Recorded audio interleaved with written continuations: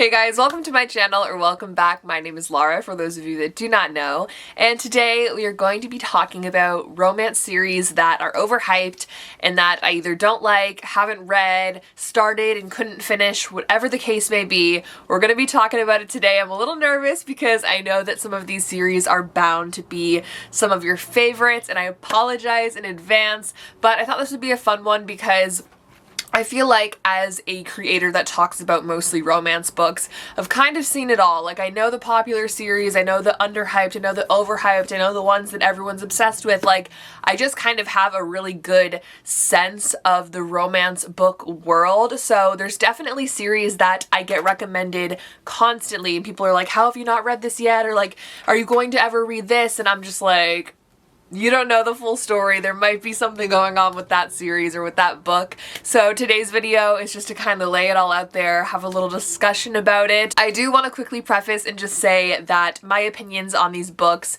is in no way an attack on the authors, no way an attack on the fans of these books. I totally recognize that everybody has differing book tastes and different opinions when it comes to reading, and that's kind of what makes this cool. We all have different feelings.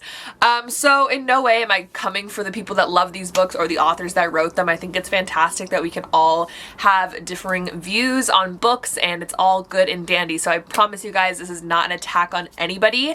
I just thought it would be fun to share which books maybe I just haven't been able to get into, and I want to know what those books are for you guys as well. What's the big series that you constantly hear people talking about that you just have zero interest in reading? Or what's a series that you started and you're like, I don't understand why everyone's obsessed with this, I didn't like it at all. I want to know what those are for you. We can totally have a fun and friendly discussion about it in the comments down below. But other than that, I'm just gonna get started and share with you guys what those books are for me. The first series on my list is definitely the scariest to admit, because I know that the fans of this series are like die hard. It's their favorite series of all time. Like, they're obsessed with it, they love it, they love the spin-off, all that jazz, and I respect it. I totally respect it. And that is the Addicted series by Krista and Becca Ritchie, I believe. And it's the Addicted series slash the Callaway Sisters series, and then there's another spin-off series I think called the Like Us series. Correct me if I'm wrong, totally down below. So before you hate me, I know so many people are obsessed with this series. Like, whenever I talk about romance books, like college age, like whatever it is, people are constantly hounding me like, have you read the Addicted series? Are you ever gonna read it? Are you gonna talk about it? So a few years ago, I read the first book, which is called Addicted to You, and I read that book, and I wasn't obsessed with it in the way I was hoping to be obsessed with it, because so many people hype this series up. For me personally, it was the writing style. I wasn't completely sold on the writing style, which isn't an attack at the author. Like, everybody likes different stuff. For me personally, though, it was just very slow moving. And I wasn't obsessed with the characters, which I feel like everyone loves this series for its characters, and I was just not vibing. I know that the series, there's different books with different characters as the leads, so maybe it's just like the first two characters that I wasn't vibing with, and maybe I would like the other characters in the story. I'm not sure.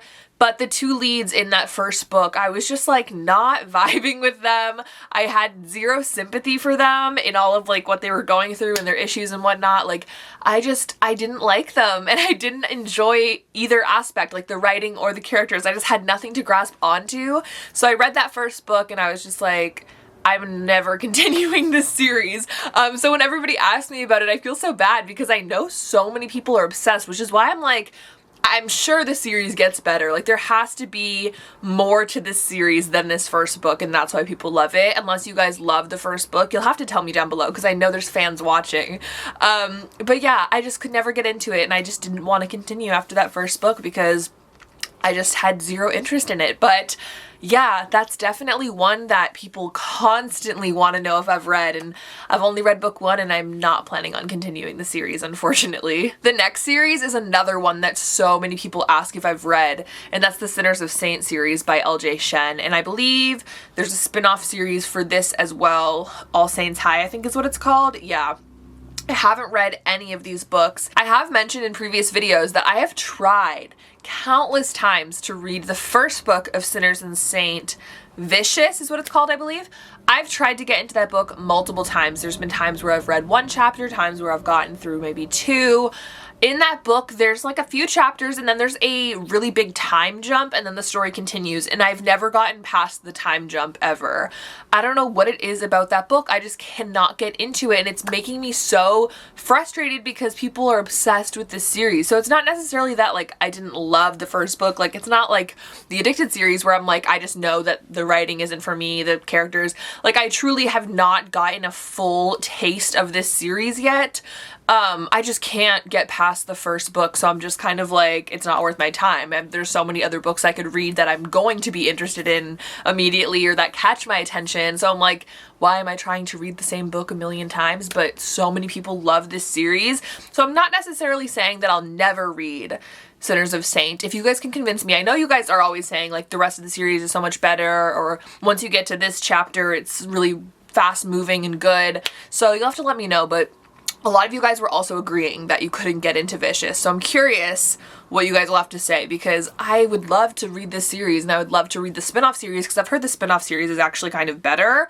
And I just feel like it's something that everybody has read. It's such a popular series. I just could not get past that first book. So yeah, I don't know. The next series is another one that I'm like, I'm about to have some people beefing with me in the comments over this one, but it is the Thoughtless series by S.C. Stevens. And now, if any of you guys watched my recent book unboxing, I'll have it linked down below if you've not. I bought a bunch of my subscribers' favorite romance books and I said I would read them. So one of the books that I picked up was Thoughtless, and I have had this book on my TBR for literally years. Since like 2013, I've wanted to read this book. I finally decided to pick it up. And it's a series. I believe it's a trilogy. So I decided to read Thoughtless first. I read it. I read it pretty fast, actually. It took me like a day and a half maybe to finish the book, and it's thick. It's like almost 600 pages. The story definitely grabbed me. It was super fast-paced and intriguing.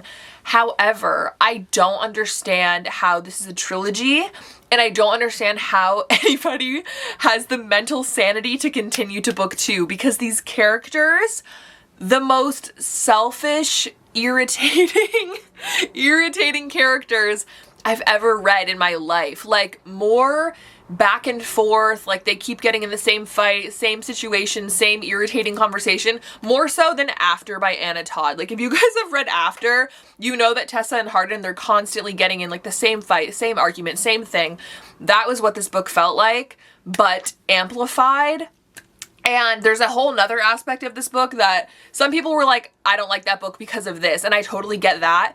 That didn't even bother me as much. I'm not going to spoil, but that aspect of the book, if you read it, you know, it didn't even bother me half as much as how irritating the characters were. I cannot believe that there's 2 more books to this series. Like, there's no way I could get through another book of these 2 characters. Like, I just don't ever see it happening for me. I will say I enjoyed the book for what it was. It was super entertaining, but I don't even know. I couldn't even give it a rating on Goodreads. I was like, I don't know if I loved this book or if it was like the worst thing I've ever read. So I don't know. I know so many of you guys commented on that book haul and said it's like your favorite, which is awesome. I totally get the drama vibes. It was super fun, but like the characters, I couldn't. I want to know your thoughts. If you agree with me, if you don't, tell me down below, because I was just like so lost after finishing that book. The next series on my list is kind of a similar situation that I have with the Sinners of Saint series, and that is the Devil's Night series by Penelope Douglas. This series, I have tried to read the first book, Corrupt, so many times. I have read chapter 1 and possibly chapter 2 and 3 like 6 times, and I can't get past it for some reason. I have no idea why. If you guys know me even in the slightest, it's possible that you know Penelope Douglas is one of my favorite authors, like Birthday Girl, Punk 57, like so many of her books are just my absolute favorites. So it's very confusing to me that I can't get into Corrupt, and I don't understand why. So many people tell me that this series is like their favorite, they rave about it, they love it, and I want to be a part of that. Out of all the series in this video, this is the one that I actually like truly want to read, like more so than Sinners of Saint. I want to be able to read this series to completion and talk about it with you guys, but for some reason something's been stopping me every time, so not sure what that is. is maybe I'll buy the paperback and reading it in the paperback will be like a different experience or something. But let me know what you guys think about that. If you've read the series, why do you think I'm getting stuck on like chapter 1 of Corrupt? It makes no sense to me. I love Penelope's writing usually, so it's just like very odd.